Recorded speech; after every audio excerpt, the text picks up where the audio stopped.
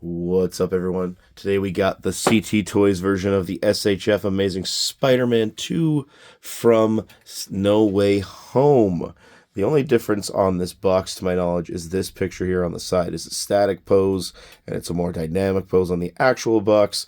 On the top, it says Amazing Spider-Man. We got that nice barcode and everything there as well from the sticker so they can scan it at the factory. The front looks nice. There's the Amazing Spider-Man on the bottom in the legalese. To my knowledge, this is what the Hot Toys box looks like. Is what I believe from other people's reviews. This is a nice little shot over here. And then we got some nice promo on the back too. Let's get this guy open really quick and show him off. He doesn't have a whole lot to my knowledge, so shouldn't be that long of a review.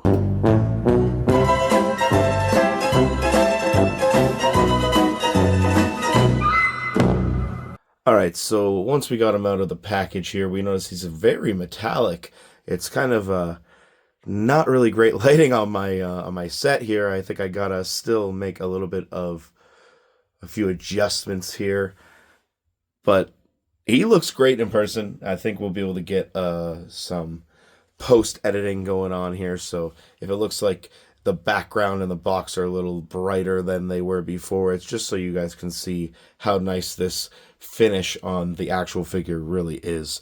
Before we get into him too much, we are going to show off that we did get 2 of these little itty-bitty web shots for him, which is always nice, standard type stuff. We also just happen to have 2 medium-sized shots as well, along with this swinging web effect, which is all pretty much par for the course.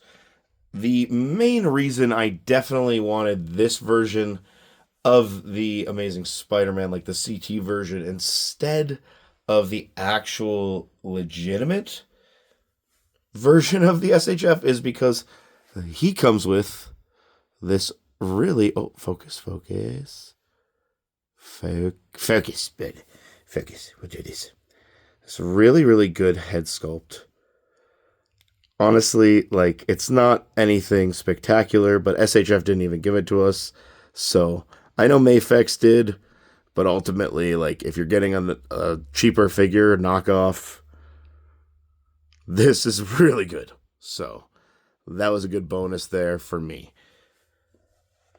We also come with the 2 premium pointy finger meme hands.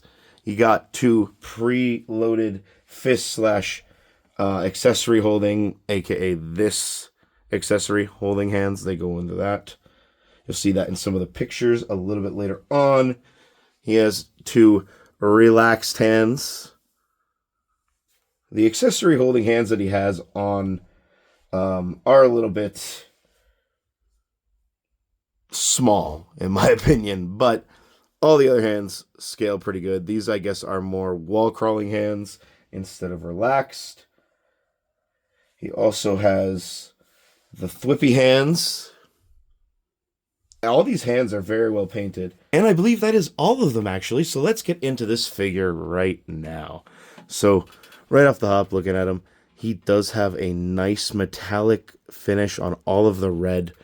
It's a nice matte finish on all the blue.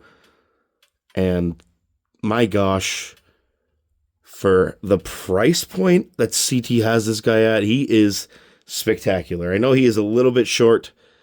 I can tell just by looking at him compared to other figures. He is a little bit scaled down. He is also an older CT toy figure. And unlike the Toby figure that I had way back, the actual SHF, his hips, they might not lie, but they definitely aren't that loose. This part's a little loose, but it doesn't fall.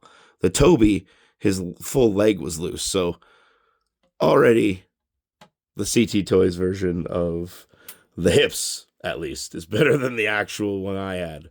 But that could just be my own issues. We have this wonderful, all this same articulation. So you got the wonderful joints up here. You can take the head off, right? Yeah, there we go. It's got the joint there. There's the peg there. I'm not sure if it was supposed to do it that way or not. But If we get the back on, oh my goodness. Technical difficulties. All right, well, we got it back on him, and ultimately, you don't really need to take that off. However, taking that off that for that second, I was able to see that the plastic up here, at least, is actually cast in a metallic silver. And then CT went over it with, I guess, like a really sort of light, translucent red. And that's what gives it the sheen. And that's really freaking cool. Which means that they did a really good job on all the blue. Unless they dual casted, which is also absolutely crazy.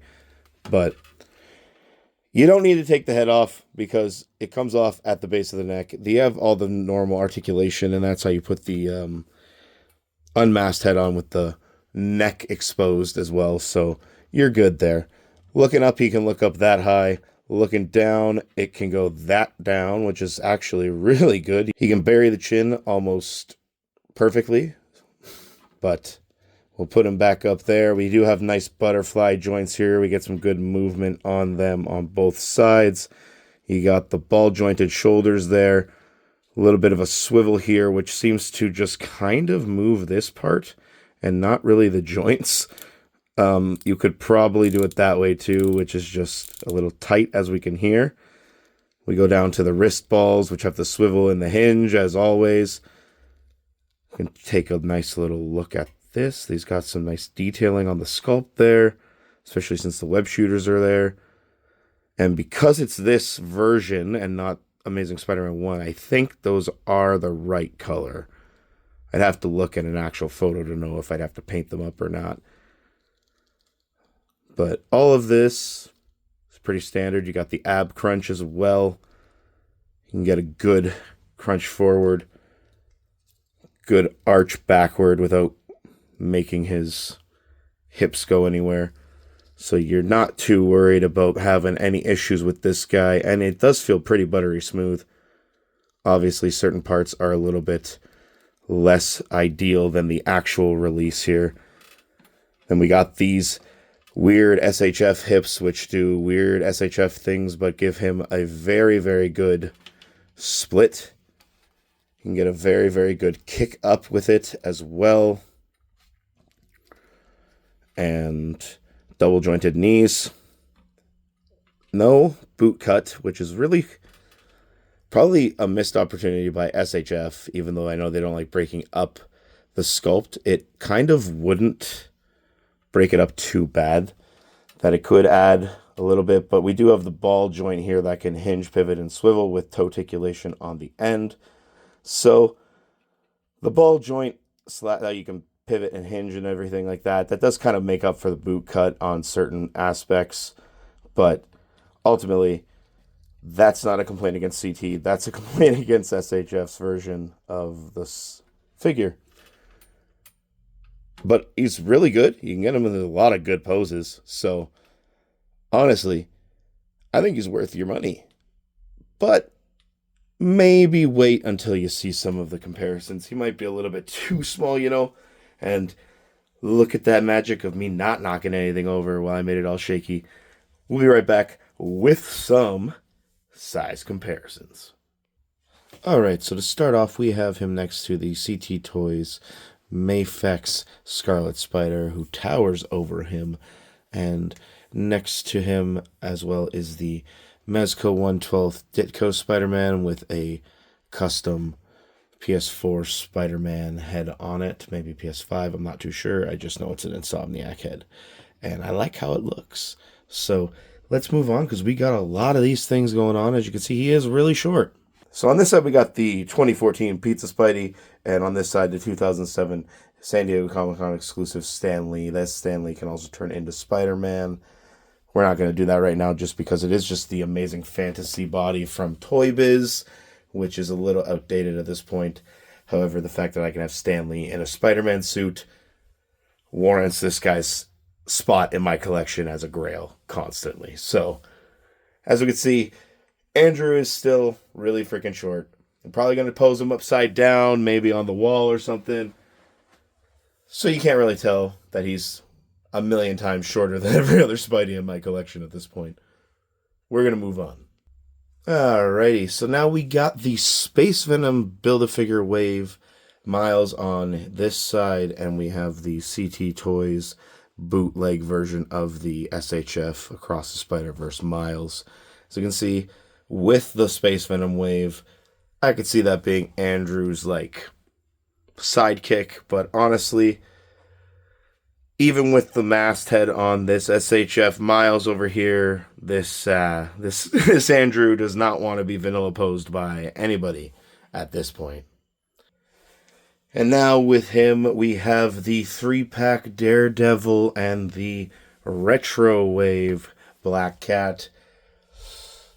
Yeah, he's definitely still a short king. It works all right, I guess, if you think about this Black Cat being the animated series Black Cat, and she's technically taller than him because of the Super Soldier Serum, so I guess that's all right, but I'm pretty sure she's taller than that Daredevil too, so the inconsistency there, obviously, like we all knew, because he is a little bit scaled down there. You're not really going to be able to have him just vanilla pose like we keep saying at this point, but he looks great still. Alrighty, and then I brought in a shorter figure of mine, which is the Young Justice Kid Flash, and that's by Mattel. Obviously, if Andrew is supposed to be just a little bit older, no, I mean, he graduated in Spider-Man 2, right? So he's technically like 18, 19. Yeah, he would probably be a lot taller than that. But, I mean, in scale-wise, I think he scales out properly with Kid Flash. And, obviously, our other boy on this side is Hot Rod. And he scales pretty cool with them for a nice little multiversal wave of stuff. And we're going to bring out some more multiversal things right now. Alright, and I brought in some of my DC guys. We got the DC Direct Riddler right here. Obviously taller because DC Direct is a little bit of a bigger scale, but he definitely towers over this Spider-Man here, along with the McFarlane Hazmat Suit Batman. So, if you have McFarlane's in your collection, he's definitely going to look more like a teenager than anything else at this point, and we got a couple more Multiverse boys popping in here, and we're going to see where we go from there. We got him next to the Funko Mr. Meeseeks and the Joy-Man toy, Rick, a.k.a. Dr. Pickle. And as we can see, we know Rick is a taller figure from all the other comparisons and the review of him as well. Check that out. It's on the channel. I think he scales pretty good here, actually, which is surprising, because I feel like Rick is very, very tall, and Spidey should be about 5'8", so that makes sense. And Meeseeks are just kind of, like, I don't think that it matters as long as they're not ridiculously, like, gargantuan, you know? So I think he scales pretty well with these guys at this point. Now we're going to move on to the last two multiversal variants of somebody that's gonna, bring it all back to Marvel. Alrighty, so we got the Marvel Legends Wolverine from Deadpool and Wolverine, and we got Deadpool from Deadpool and Wolverine. These two guys were graciously given to me by Silent Rob Stop Motion. Please make sure you go follow him, subscribe, do all of that rigmarole, because he is doing a contest right now. That is, if you are subscribed to me and you comment on his one video, that is the contest rules. It's right there. You're entered in to win either a lightsaber, and it's not like a cheap lightsaber. It's a really, really cool, like saber effects lightsaber, like it's one of those ones that are really expensive. Or if you don't end up winning that cool lightsaber, you could win either an SHF Darth Vader or an SHF Luke Skywalker with some extra custom goodies in there as well. So make sure to go check out Silent Rob Stop Motion. Again, I'll have him linked down below, along with the link to the Amazing Spider-Man from the Funly Toy Store that I caught it from, got it from. I said caught it from, but it's all cool. We good. But let's keep moving on. Now that we're back in the Marvel Universe, we're going to have a couple of villains coming in here. just to see how he looks next to some of the Rogues gallery. And now we're moving on to the CT Toys Black Suit Toby, who on camera looks almost the exact same height, but if you can kind of look, Andrew's a little bit taller, so we have officially been able to find out that Andrew is not the shortest short king in my collection. That goes to Bully Maguire on this right here. Let's give him a round of applause, everyone. Woo! Bully Maguire, yeah! And next to him on this side here, we got the CT Toys Amazing Yamaguchi Agent Venom, who towers over both of them because he's actually in scale with the actual line. So, highly recommend checking out that review and that review. They are both on the channel, but this guy's link will be in the description in that video, so if you're interested, make sure to check that out really quick. They all have the links in the description on all of the reviews, so if you're ever interested in any of these action figures that are currently available from CT, the links will be available in their review on my channel. Let's move on to some more villains. Now, I know I just called Toby a villain, and I said I wasn't doing any more multiverse stuff, but we got the Mezco 112th Jason here. I always forget I got this guy. He's always chilling in behind the TV, unfortunately, right now, because I don't have enough shelf space for him. I'm going to work him into one of those displays over there with the Marvel guys. But as we can see, he towers over Andrew still. And if you ever played the Amazing Spider-Man 2 video game, you would know that he fights Carnage. Therefore, he actually does fight an alien from space. It's just not a black goo monster. It's a red and black goo monster. There we go. You did it, but it was in a video game. That Carnage towers over him and has that Carnage looking like it's from Let There Be Carnage. And, yeah, obviously, we knew our boy was a little short for most of these guys, but it doesn't look that bad considering he's a bad guy. The symbiote could make him taller if he really wanted, you know? It is what it is.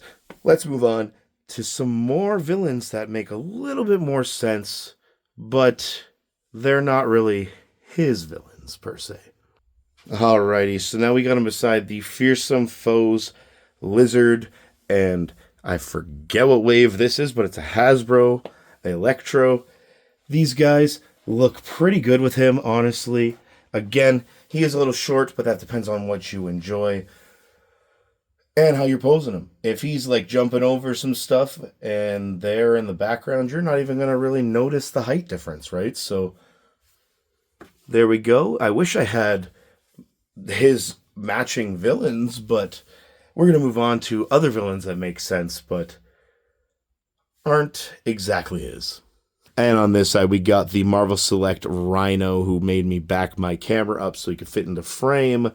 And we also have the Onslaught series Toy Biz Green Goblin, who I will contest, like most other collectors who have this Green Goblin. There is not another Green Goblin out there that looks better than this Green Goblin. Ultimately, Rhino is gigantic no matter what. I think it scales pretty good. I know Paul Giamatti wasn't that large, and he was in a mech suit also. And that Dane DeHaan, I believe his name is, the guy who did Harry, was not exactly looking like this, but it is what it is. Alrighty, and now that all of these comparisons are done, the review is over. I will have some photos at the end of this if you want to sit there and watch a little bit of montage of me posing him around, doing some stuff with some of these figures and other figures as well that are in my collection. Stick around and watch that. If not, I appreciate you staying this long. Other than that, hit that subscribe button if you haven't already. Hit that like button because it really helps out in the algorithm ultimately. But most importantly, ensure you stay frosty, folks.